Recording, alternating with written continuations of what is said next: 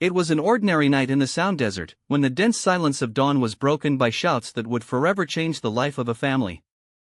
In the house of the Ramirez, in Hermosillo, the air conditioner fought in vain against the persistent heat of the region, while Carmen slept deeply. Until suddenly, Isabella's distressed voice, her 4-year-old daughter, drew her from sleep. It was not the scared cries typical of a child who wakes up with a nightmare. There was something in those shouts that fringed the pimple. "Mom, Mom, don't leave me here, there's a lot of smoke." Barefoot, Carmen ran through the cold floor hallway, the heart beating rapidly. As he opened his daughter's bedroom door, he found Isabella sitting on the bed, wide eyes, but with a distant look, as if seeing something beyond that environment. "Calm down, my love, it was just a bad dream," he tried to calm his mother, approaching with caution. But the girl stared at her with an intensity that did not match her young age. His brown eyes shone, moist with tears, but also loaded with unusual lucidity. "It wasn't a dream, Mom. I've been here before. I've been your daughter." The words fell like a weight on Carmen's chest. She sat on the edge of the bed, feeling her legs tremble. Isabella had always been a normal child, playful, full of energy, who loved dolls and cartoons. Nothing made her predict that moment. "What are you saying, Isabella? What do you mean, my daughter?" he asked, trying to understand. The girl wiped her nose with her hand and responded with clarity that cut the night. "Before, I called myself Sophia. I was smaller than I am now. One day, there was a fire in my little school, a lot of smoke, and I couldn't get out." Carmen felt the world stop. Sophia was the name of her first daughter, lost 10 years earlier in the tragic fire of the ABC Day Care Center. The girl who never had a chance to grow, to run for that same corridor or sleep in that same room, now occupied by Isabella. The tinnitus of the air conditioning continued, but suddenly it seemed to come from far away, as if reality had become a distorted dream. "Isabella, how do you know about Sophia?" he asked with a shaky voice. The answer came firm, almost adult. "Because I am Sophia, Mom. But now I'm bigger and I have another name." The girl nestled in her mother's arms, but her voice had a seriousness that did not match her 4 years. "Upstairs, I was told that I could go back to stay with you and Dad. But I warned that when I came back, I would remember everything that happened that day." Carmen hugged her tightly, trying to cling to the familiar smell of chamomile shampoo in her daughter's hair, as if it could bring her back to normal. But normality had become unknown. From the next room came the heavy steps of Roberto, her husband, aroused by the screams. His voice, hoarse by sleep, echoed through the hall. "What happened? Isabella is okay?" Carmen didn't know what to answer. "How do you explain that your 4-year-old daughter claimed to be the reincarnation of her sister who lost a decade ago?" Isabella released from the hug and stared at her mother. "Mom, I need to tell everything that happened that day. I need to tell the truth about what I saw in fire." The digital clock at the bedside table scored 3:47. Outside, Hermosillo slept, oblivious to the mystery or madness that had just settled in the Ramirez house. Roberto appeared at the door, his unrest hair and his eyes half circled against the light of the lamp. Man of robust stature, mechanic by profession, used to solving problems with logic and action, he was not prepared for that. "Another nightmare?" he asked, approaching the bed. Carmen looked at him with a silent despair in his eyes, not knowing where to start. Isabella, however, turned to his father with that same mature look for his age. "It wasn't nightmare, Dad. I remember when I was Sophia." Roberto froze. Sophia's name in that house was like evoking a ghost. Since the 2009 tragedy, they barely mentioned him. The pain had been unbearable, too real. "Isabella, dear," he tried, with careful voice, "Sophia was... She's no longer with us anymore." "Yes, I am, Dad," answered the girl, rising in bed, the feet sinking into the mattress. "Only now I'm in this body, with this name. I know you had a picture of me. Baby, wearing a pink dress. I know Dad cried a lot after I left and that Mom didn't want to have any more children because she was afraid." Roberto felt his legs weakened. Those details had never been shared with Isabella. The photo of the pink dress was stored in a box at the bottom of the closet. His tears had been spilled in secret in the bathroom, where he thought no one saw him. And Carmen's fear of being a mother again had been a silent pact between them for years. How? He babbled. Because I took care of you from above, explained the girl. I saw you crying and wanted to hug, but I couldn't. That's why I asked to go back. A heavy silence took over the room, broken only by the constant noise of the air conditioning. Outside, a dog wore at a distance, as if even the animals were present that something extraordinary was happening. Isabella snuggled up between her parents, her hot body contrasting with the cold that had settled in the chest of Carmen and Roberto. But his eyes kept a disturbing determination. Mom, Dad, I didn't come back just to be with you. I came back because I need to tell the truth about what happened in the daycare. There are things people don't know, things someone doesn't want to know. The girl's words hung in the air like smoke, loaded with a weight that seemed to announce something bigger. The next morning, breakfast went into a tense climate. Roberto mahid distractedly at coffee with milk, without sipping, while Carmen passed strawberry jam on Isabella's roasted bread, almost automatic movements. The desert sun was already warming the kitchen at 7 in the morning, filtering itself by the yellow curtains that Carmen had chosen years earlier to give the environment more life. Isabella ate like any 4-year-olds, dirtying his jelly fingers and shaking his legs in his car seat, but occasionally raised his eyes and smiled with an expression that no longer looked so naive. Suddenly she wiped her mouth with the paper napkin and asked, "Daddy, do you remember Professor Lupita from my school?" Roberto almost choked on coffee. Professor Lupita. Guadalupe Hernandez had been Sophia's favorite educator in the ABC Daycare Center, a 25-year-old, curly hair, contagious laughter and a characteristic smell of baby talc. "Isabella, you have never been there," he tried to say, but the phrase died on his lips. How to explain the inexplicable? The hurry of sleep. Seeing them with the box open and the photographs scattered on the coffee table, their eyes illuminated with a mixture of curiosity and nostalgia.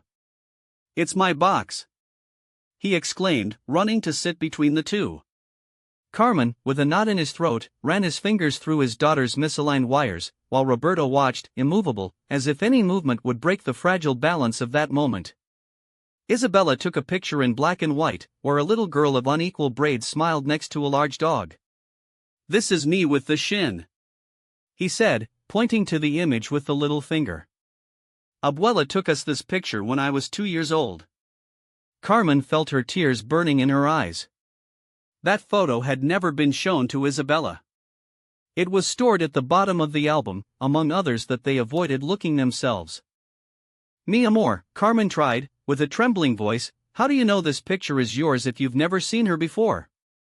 Isabella turned to her with such a serious expression that she seemed to belong to a much older child.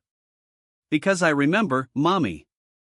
I remember the smell of the wet grass, the wind swinging the durazinos in the tree. And I remember that Abuela said, 'Sophia, it's quiet if you don't go out,' trembled." She laughed, a crystalline sound that contrasted with the gravity of what she was saying. "I was never quiet.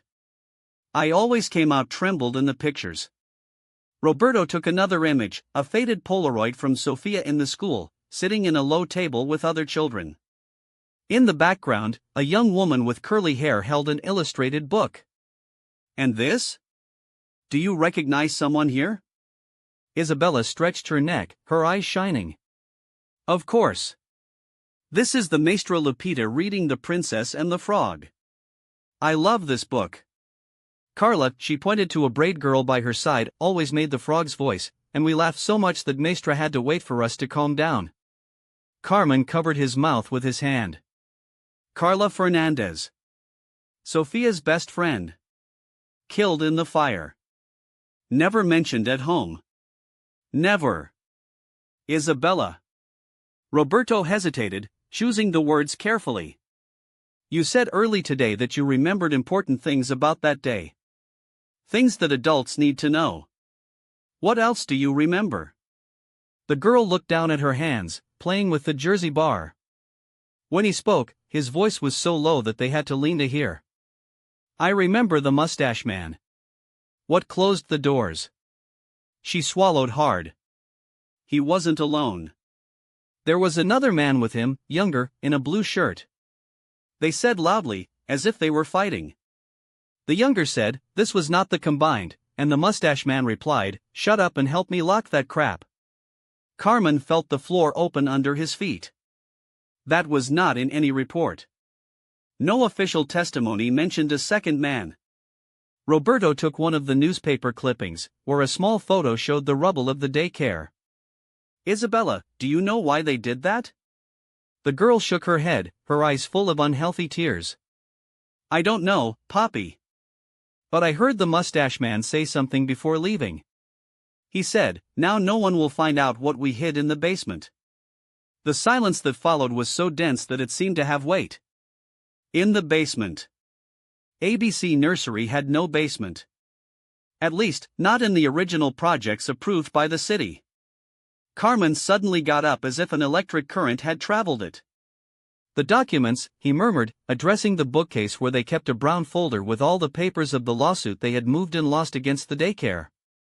Roberto followed her, while Isabella remained in the room, now involved in thoughtful silence, as if the effort to remember had been exhausted. Among insurance policies, technical reports and copies of testimonials, Carmen found what she was looking for, the original floor plan of the building. His fingers trembled as he passed the yellowish paper. "Here it is," he said, pointing to an empty space below the main room. "See? There is no marked basement.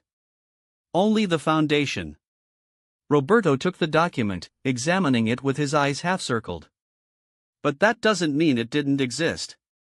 It could have been an unauthorized construction." It was then that Isabella appeared at the corridor door, holding something between her hands. "I found it inside my pillow," he said, extending a small metal object. It was a key. Small, rusty, with a recorded number, 107. "I don't know what it is," he continued, "but when I was Sophia, I kept it in the pocket of my Hello Kitty backpack. Maestra Lupita told me not to show anyone." Roberto caught her, feeling the weight of the cold metal in the palm of his hand. "The number 107. The same as firefighters in the emergency report. The same one that identified the nursery file cabinet, found open after the fire. And now, the same key that could open something someone had wanted to keep hidden forever." Carmen's face with an expression between skepticism and the contained pain. The room was silent for a few seconds, filled only by the ticker of the wall clock, inherited from Roberto's grandparents. It was the same sound that had marked the endless nights after the fire, when time seemed to have stopped forever. Elena finally broke the silence, choosing the words carefully, as if she feared that any very loud sound could break something fragile in the air. "You know, I've known you for years. I know you're not the type who invents stories or seeks magical explanations for what you don't understand." He paused, adjusting the thin frame glasses they slipped through his nose. "But I also know how despair can make us see things that may not exist." "What exactly Isabella told you?" Carmen took a deep breath, as if about to dive into deep water. "He told everything, the detailed memories of the daycare, the description of the mustache man, the final moments in the brightly fuzzy hall, the mention of the beautiful lady in the white and luminous place. He spoke of key number 107, the burnt files, the windows with grids that prevented the escape." Elena heard in silence, her fingers tightening the carpet on her lap until the joints got white. When Carmen finished, Elena got up unhurriedly and went to the window. He looked at the street, where children played catch, laughing as if the world did not keep secret. Unfessable. Then he turned slowly, with his eyes damp, but a new determination in his eyes. 3 years ago, he began, sitting again, a man came to me. A former employee of the city hall, already retired. He had worked on the commission that investigated the fire and, shortly before he died of cancer, wanted to clean conscience, as he said. He opened the carpet and removed a yellowish envelope, too handled to be new. He handed me this.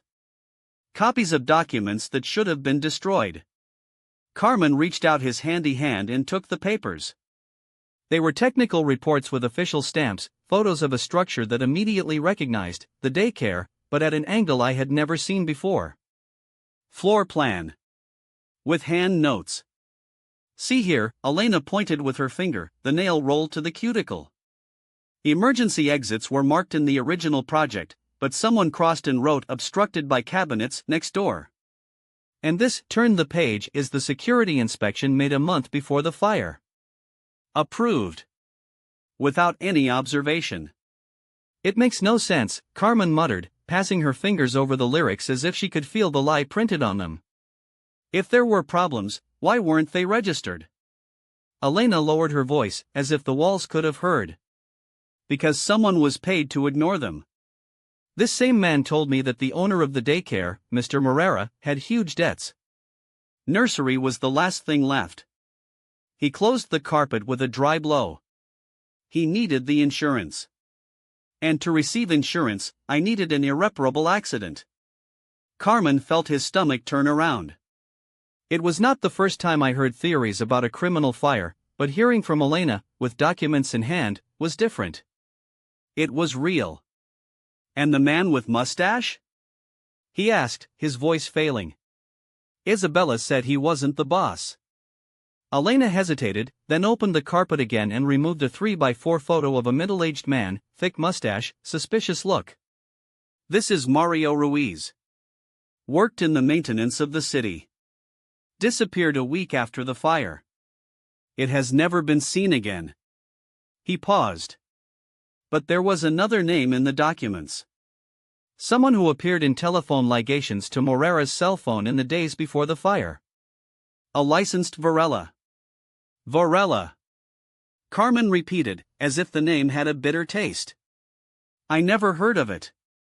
Because he wasn't here, Elena explained. He was a lawyer from Sao Paulo, specializing in how to say, solve problems for wealthy people. He crossed his arms. What Isabella told you about the small phone makes sense. In 2009, cell phones were rare for workers like Ruiz, but a lawyer like Varela would surely have one. Carmen suddenly got up, as if the couch had become too hot. He went to the kitchen, filled a glass of water and drank everything at once, his hand shake so much that he poured a few drops on the floor. Then you think? He started, but the phrase died in his throat. Elena approached and held her shoulders firmly. I think your daughter may have the missing piece in this puzzle. And I think if she's right about being Sofia, then someone up there decided it was time for the truth to come out. His tone was serious, but in the eyes there was a glow that Carmen had not seen for years, hope. We need to go to the police station. Now. Before someone realizes that we are moving this again. Carmen looked at the clock. Roberto and Isabella would take an hour yet. She had time. Time to decide if I was ready to reopen wounds that had never healed or if this time it could finally close some of them. Carmen's face paled. What do you mean, you say it's Sofia? Elena opened the folder she brought with her and spread documents on the table. Carmen, all these years I kept investigating on my own. I never convinced myself with the official explanations. And I found things disturbing. He extended a black and white photograph on the coffee table. Recognize this man? Carmen analyzed the image, a corpulent middle-aged man dressed in a dark suit, next to a luxurious car in front of the ABC Day Care Center. No. Who is it? Mauricio Sandoval. State government employee in 2009. According to my investigations, he had financial ties with the company that built the daycare. Elena pulled more papers. Northern Constructors had been denounced before for using material low quality and violate safety standards. But they always passed the inspections. A shiver traveled Carmen's spine. Do you think the fire was not an accident? I don't know if it was intentional, but there was criminal neglect. And there was a cover-up. At that moment, the front door opened. The voices of Roberto and Isabella filled the house. Mom, Dad bought me a strawberry ice cream. Shouted the girl, running to the living room. Suddenly stopped seeing Elena. His eyes fastened in the picture on the table.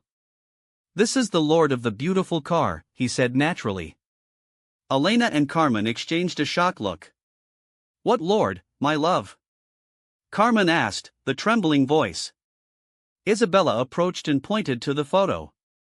What was talking to the director of the daycare center? He always arrived in a very large black car and was carrying a briefcase. Elena knelt next to the girl. When did you see this gentleman? When I was the Sophia. I saw him many times. Once I heard the director tell him that he was worried. Mr. Mauritius said he wouldn't worry, that everything would be fine. Roberto, who had just entered, froze. Isabella, Elena said quietly. Do you remember what else the director said? The girl sucked her finger thoughtfully. He said his parents were complaining a lot, they wanted to fix things in the daycare. And when was it? Shortly before the fire. Like a week before. Elena closed her eyes, processing. Carmen stared at her urgently. What does that mean? It means, she responded slowly, that we have the first direct testimony that Mauricio Sandoval was in the daycare center just before the fire, promising to solve safety problems. Isabella finished the ice cream and sat on Carmen's lap. Mr. Mauritius did bad thing. Elena looked at the girl with a mixture of compassion and determination. That's what we'll find out, little. Roberto approached. Elena, what do you propose? First, I need Isabella to tell me everything he remembers this man and the day of the fire. Then let's look for an investigative journalist I know. It's time for the truth to come to light. Isabella watched them with two wise eyes for her age. They will help people know the truth. Yes, my love. Exactly that. The afternoon extended as the girl, with the patience of an adult and the clarity of those who had witnessed the facts, described every detail she remembered, the conversations heard, the irregularities seen. When Elena said goodbye, she took pages of notes and the promise of coming back the next day with more questions. Carmen put Isabella in bed, singing the same song that, years earlier, singing to Sophia. Mom, the girl murmured before bed, the beautiful lady of the sky said she was going to be difficult, but it was important. What, my love? Tell the truth. But she said that you were going to protect me and that in the end everything would be fine. Carmen kissed her daughter's forehead, wondering if, in fact, everything would look good or if they just opened a door that could never be closed. The next day Elena returned accompanied by a tall, thin man, about 40, with a well-groomed beard and insightful eyes. It had a digital label and a notebook. Carmen, Roberto, this is Javier Moreno, investigative journalist of the Weekly Process. For years has been following cases of government corruption. Javier squeezed their hands seriously. Elena told me everything. I need to be frank, what you are proposing is extraordinary. But the details about Mauricio Sandoval coincide with information I have been collecting for years. They sat in the room. Isabella played in the backyard, close enough to be seen, far not to hear. Mauricio Sandoval, began Javier, consulting his notes, was Under-Secretary of Sonar Public Works between 2007 and 2011. During his term, he authorized the construction of several public buildings, including schools and day-care centers. He took a folder out of the briefcase. At least 5 of these buildings have had serious security problems in the last 15 years, 2 schools with structural failures, a clinic with defective electrical installations, and of course the ABC Daycare Center. Carmen felt a knot in her stomach. Did you mean he knew these buildings were dangerous?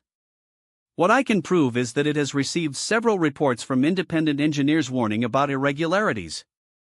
All archived without corrections. Roberto leaned forward. And what happened to him after the fire? Officially, resigned 6 months later for personal reasons. Unofficially, it was discreetly transferred to a position in the Mexican embassy in Guatemala. Today lives in the city of Guatemala. Elena interfered. Javier, count on the company Constructora. North buildings belonged to the Villarreal brothers. The oldest, Arturo, was Sandoval's brother-in-law. The company gained contracts of more than 200 million pesos during his management. Javier paused to drink water. After the fire, the company went bankrupt and the brothers moved to the United States. They were never processed. Carmen took her hands to her head. Then there was a cover-up. A systematic cover-up. But we never had direct testimonies of what happened in the nursery that day. Until now. That's when Isabella entered. Isabella rushed down the hallway, the dark curls shaking at the rhythm of her agile steps. Mom has a beautiful yellow butterfly in the flowers. Carmen forced a smile, still shaken by the recent revelations. How beautiful, my love, answered, extending his hand to his daughter. Isabella, come here. Mr. Javier wants to ask you some questions. The girl approached without hesitation, analyzing the journalist with a childish but careful curiosity. Do you write in the newspapers? He asked, leaning his head. Yes, little, Javier answered, with a kind tone that contrasted with the tension in the air. I write important stories for people to know the truth. Isabella nodded seriously, as if he understood the weight of it. Like the story of what happened in my daycare when I was Sofia. Javier called the recorder carefully, looking at the girl for permission. Do you mind if I record our conversation? Isabella shook her head negatively, confident. No, you can record. Then he settled on Carmen's lap, his fingers playing with his mother's blouse as he stared at Javier directly. Aunt Elena told me that you recognized a man in a photo. Can you tell me more about him? The girl took a deep breath, as if organizing the memories on her head. Mr. Mauricio went to the daycare a lot. I always spoke to the director, Mrs. Patty, and the two looked concerned. Javier wrote down each word, the pen scratching the paper urgently. Do you remember any specific conversation? Isabella closed her eyes, as if turning in time. Once I heard them speaking in the office. I was outside because I had hurt my knee, and the teacher took me to dress. And what did they say? I encouraged Javier, containing anxiety. Mrs. Patty told Mr. Mauricio that her parents were very angry because empty water from the ceiling when it rained, that the doors crashed and that an engineer had said that the windows were not safe. The journalist stopped writing for a moment, absorbing the information. And what did Mr. Mauricio answer? Isabella frowned, as if revolving the scene.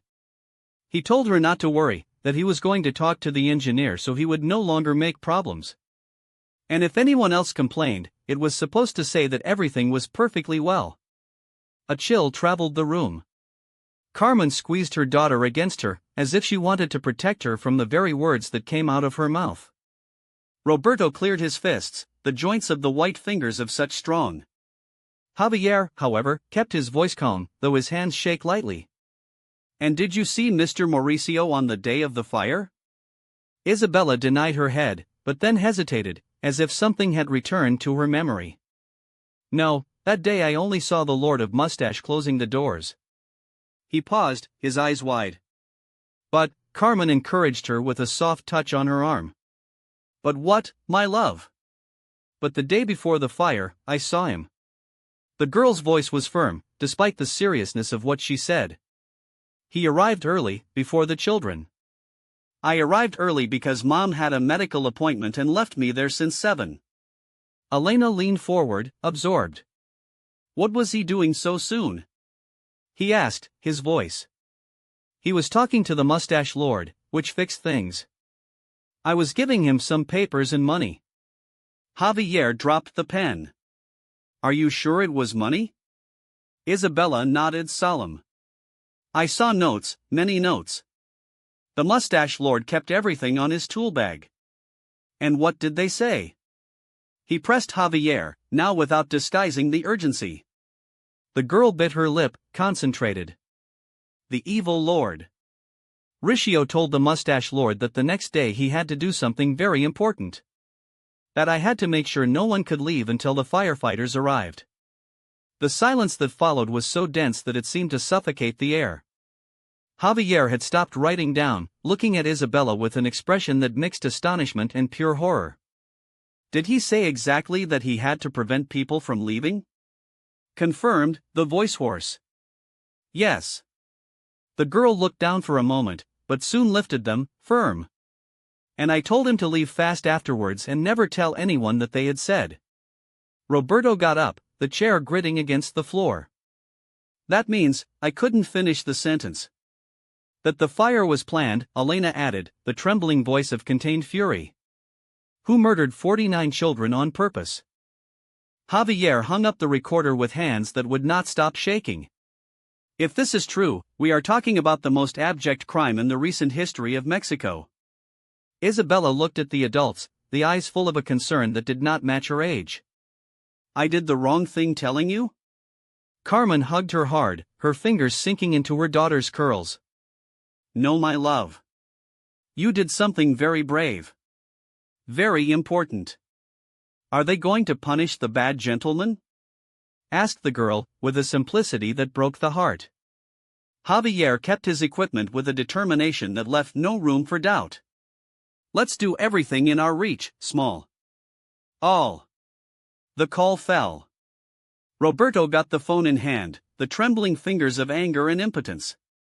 The tense face muscles, as if at any moment they were breaking. What did they say? Asked Carmen, the voice a threat of anxiety. He looked at Isabella, who watched them with two big eyes for that serious face. Roberto swallowed hard. Threats. A dry, sharp word. They want us to stop collaborating with the investigation. Carmen took her hands to her mouth, as if she could contain the fear she threatened to overflow. Roberto. What if it's dangerous? His voice failed. What if they do something with Isabella? The daughter's name came out as a prayer, like a lament. It was then that the bell sounded. Through the window, they saw Elena coming, accompanied by Javier and a man who did not know it all, with traits marked by the experience, but with a look that conveyed calm. Roberto opened the door before they played again. Elena, thank God you came. They just threatened us. I imagined, said Elena, going with quick steps. So it brought Luis Hernandez. Pointed to the unknown. Lawyer specializing in human rights. Luis squeezed Carmen and Roberto's hands firmly, as sequel gesture could convey security. Elena put me aware of everything, he explained, the serious but serene voice. First, what you are doing is incredibly brave. Second, here, paused, looking at each one in the eye. We're here to protect them. Isabella, who hitherto watched in silence, approached the group. Are you going to make the bad gentleman hurt us? The question was simple, but carried the weight of a fear that no child should know. Louise crouched down, staying at her time. Come on, little. This is our work. Javier was already taking the label out of his pocket. We need to record all the threats they received. And I have news. His tone was of those who finally saw a crack of light. We located Aurelio Vasquez. Carmen took her hand to her chest, as if the name was a punch. The mustache lord. Same. The caregiver in charge of the daycare center? Himself, confirmed Javier. He lives in Tijuana under false identity, but we find him. And you are willing to speak, in exchange for protection. Elena sat next to Isabella, taking her small hands between her own. Honey, would you do something very important? The girl looked at her, attentive. Let's record a video. You will tell your whole story so that if something happens to us, the world knows the truth. Isabella turned to her parents, seeking permission. Carmen nodded, the tears dripping without control. Only if you want, my love. I want, answered the girl, with a determination that did not match her 7 years. The beautiful lady said it was very important for people to know the truth. That many children like me need justice. In the next 2 hours, the room became a makeshift studio. Isabella, with a clarity that left the adults without breath, reported every detail he kept in memory, the conversations between Mauricio Sandoval and the director, the money exchanged with Aurelio Vasquez, the blocked emergency doors, the final minutes before the fire. When he finished, Luis kept copies of the video in pen drives, hard disks, digital clouds. This will be sent to international human rights organizations, to the National Commission, for the press in several countries, he explained, while typing quickly. Even if they try to shut up here, the story will leak. There is no way to stop it now. Elena embraced Isabella tightly. Thank you, little. What you did today can change the lives of many families who, like ours, have been fighting for justice for years. The girl smiled, a tired but true smile. Now they will not be able to hurt more children. If all goes well, Javier added, with a sparkle in his eyes that wasn't there before, they won't be able to hurt anyone else.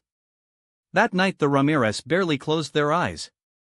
Each noise made them shudder: a car passing, a branch scratching the window, the wind knocking on the door. But among fear, there was something new in the air, the feeling that for the first time in a long time they were on the right side of the story. Around 3 in the morning, Isabella appeared in her parents' room, bare feet making almost no noise on the floor. "Mom, Dad, can I sleep with you?" "Of course, my love," Carmen murmured, pushing the covers away. The girl nestled between them, too small for so much courage. "I dreamed of the beautiful lady again," confessed, her voice already heavy with sleep. Roberto stroked his hair. "What did she say this time?" Isabella yawned. "That my work almost over. That I will soon be just Isabella." He paused, as if the words were going to leave. Without having to remember Sophia's sad things. Carmen squeezed her against her, as if he could protect her from everything, from the past, the future, the world. "Is that what you want? Failing to remember?" "I want," whispered the girl, already a little sleeping. "I want to be a normal child. But first I have to finish helping Sophia, and all the other children." Roberto and Carmen were awake until the sun rises, silent watchmen of the sleep of his extraordinary daughter. They knew that the next day would bring the final battle against those who had buried the truth under lies and fear for years. But for the first time, they were not alone. And that made all the difference. "Do you fully understand what you got?" He gave a voice to 49 children who died without being able to tell their stories. Isabella smiled with that smile that gradually became only her. "No shadows of the past, no echoes of a life that wasn't yours. The beautiful lady told me that when all was over, Sophia could rest in peace." "And you?" asked Carmen, carefully holding her daughter's small hands. "You'll be able to rest now." Isabella shook her head seriously, as something very important was pondering. "I don't need to rest, Mom. I need to play. I need to go to school. I need to be a normal girl." A year later, the court finally arrived. Mauricio Sandoval was sentenced to 40 years in prison for qualified murder. The Villarreal brothers received 25 years each. Patricia Morfin, whose collaboration had been decisive to unravel the crime network, had her sentence reduced to 8 years. When the sentences were read aloud in court, Isabella was in school, drawing a sun with pencil. Carmen and Roberto, with a special authorization from the director, went to pick her up early. "Have you ever said if the bad lords go to jail?" she asked, as soon as she got into the car, still with the drawing notebook on her lap. "Yes, my love," Roberto answered, adjusting the rearview mirror to see her better.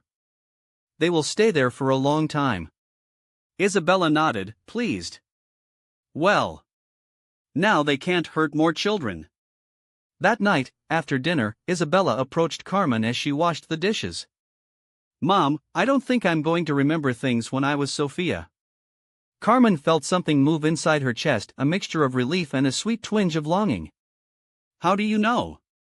"Because yesterday I dreamed of her," Isabella explained, touching her cheek on her mother's arm. "She told me thank you. Said now I can be just Isabella. Will you miss her?" Carmen asked, drying his hands on the dishcloth. "So clamp it."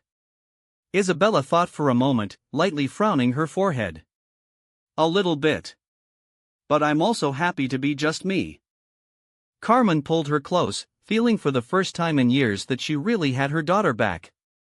"Do not Sophia reborn. Not a child charged by memories of others. But Isabella unique, unrepeatable, finally free." Roberto arrived from the workshop and found them such, shrunk on the couch, like a hot nest. "How is my girl?" he asked, kneeling in front of them. "Well, Dad," said Isabella, smiling. "Very good." That night Isabella slept deeply. No dreams with bright white places. No visits by gentle ladies. No memories of lives that weren't yours. For the first time since he had a memory, he dreamed of girls, his dolls, the friends of the school, the strawberry ice cream that his father had promised for the weekend. And somewhere in the universe, 49 small souls finally found the peace they sought more than a decade ago. Carmen and Roberto also slept quietly, knowing that her extraordinary daughter had fulfilled a mission she had chosen her even before she was born. And that now, finally, it could only be what they always wanted to be, a happy, safe, and loved child. Isabella Ramirez's story has become a study case for researchers of paranormal phenomena, reincarnation experts, and criminologists from around the world. But for Carmen and Roberto, in addition to all the attention of the media and social impact, what mattered was that his daughter had done something that many adults couldn't get in a lifetime. He found his purpose and fulfilled him. And now, finally, it could be just a girl.